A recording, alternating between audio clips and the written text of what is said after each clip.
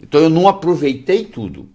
Então muitos dos vegetais eu tenho que comê-los quase que crus, semi-crus. Por exemplo, um brócolis, um repolho, uma couve-flor.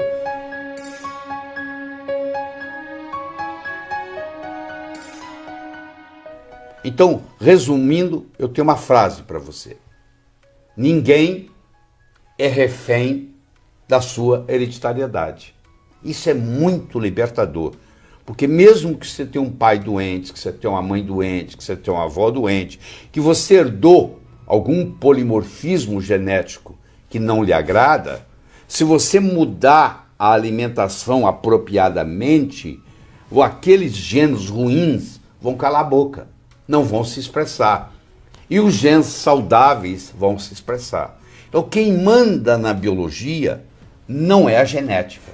Quem manda na biologia é a epigenética. Então, se eu quiser ter saúde, eu tenho que saber mexer com a epigenética. Eu tenho que saber mexer com as proteínas chamadas histonas, com H, histonas. Então, porque as histonas são as proteínas que controlam o DNA. E isso se faz via uma nutrição saudável. Uma nutrição que me proporcione vitaminas, minerais, aminoácidos essenciais, ácidos graxos essenciais, enzimas.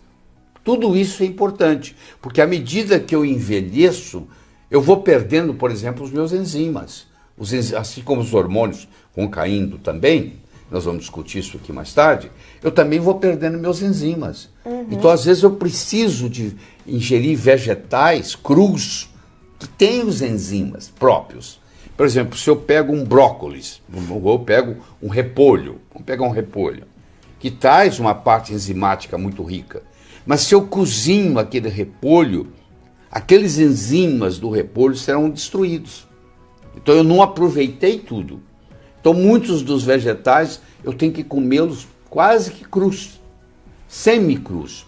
Por exemplo, um brócolis, um repolho, uma couve-flor. Eu não posso, um nabo. Eu tenho que cozinhar no vapor por máximo 2, 3 minutos. Passou de 2 minutos, eu já começo a destruir uma enzima chamada mirosinase, que é muito importante. Sim. Que vai formar substâncias altamente protetoras, inclusive contra câncer. O que mais vai contribuir, doutor? Atividade física. Atividade física é super importante. A Organização Mundial de Saúde mostrou que para alguém deixar de ser sedentário, você tem que dar no mínimo 10 mil passos por dia. Por dia, né? Isso. Não é tão difícil. Não é difícil. Você tem que, para começar, você pode ir numa loja de produto esportivo, comprar um pedômetro. Pedômetro é um aparelhinho que custa R$35, que você coloca de manhã na sua cintura, e esse pedômetro vai automaticamente medir, cada vez que você dá um passo, ele mede. Então ele vai medir os seus passos durante o dia. No final do dia, quando você está pronto para dormir, você tira o pedômetro da cintura e olha. Se ainda não deu 10 mil passos, você tem a opção de andar em volta da sua mesa de jantar, por exemplo, até dar 10 mil passos. Você não precisa ir para a academia, não precisa nada disso. Você tem que fazer, no mínimo, 10 mil passos por dia. Você fazendo 10 mil passos por dia, você deixa de ser sedentário. E deixando de ser sedentário, você mantém longe de você uma série de doenças, entendeu? Por exemplo, a hipertensão é uma delas, a artrite é outra, a diabetes é outra. Então, tudo isso contribui. E quando você faz essa atividade, mesmo que seja andando em volta da sua mesa de jantar, você estimula, inclusive, a liberação do hormônio de crescimento, que é um rejuvenescedor natural, seu. E quando a gente pensa em hormônio de crescimento, a gente pensa muito nas crianças, né? Mas o hormônio do crescimento também está presente nos adultos, né?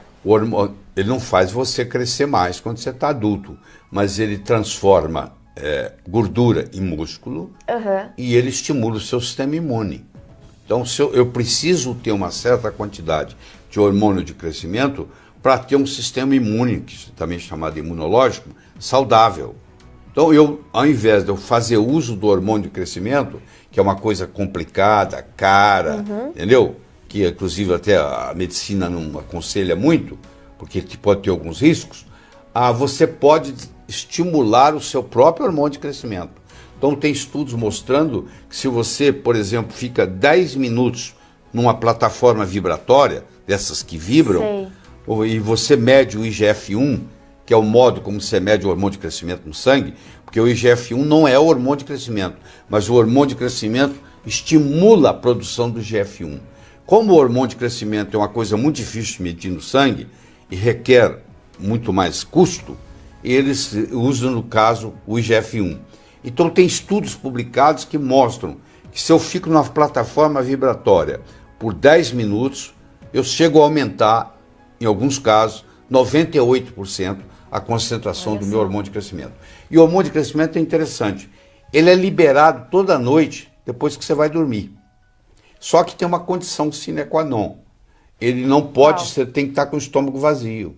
Se você toma um jantar muito tarde e come muito no jantar, e você faz a digestão, e você absorve aquele carboidrato todo, e você aumenta a sua insulina enquanto você está dormindo, aquilo bloqueia a liberação do hormônio de crescimento.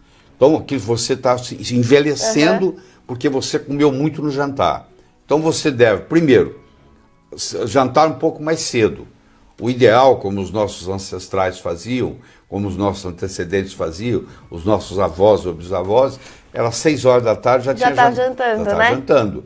Então aí você tem tempo até a hora de deitar, que é no mínimo 3 horas. O ideal é você jantar, esperar pelo menos 2 ou 3 horas para poder ir dormir. Aí você dorme já com o estômago relativamente vazio. Aí você tem uma liberação maior do hormônio de crescimento. Mas você pode estimular o seu próprio hormônio de crescimento fazendo uma atividade física que dure um certo tempo. Não é correr daqui e ali, é andar 10 mil passos, entendeu? É andar o dia inteiro, aproveitar momentos para você fazer caminhadas de pelo menos 12 minutos, que é quando começa a liberar o hormônio de crescimento.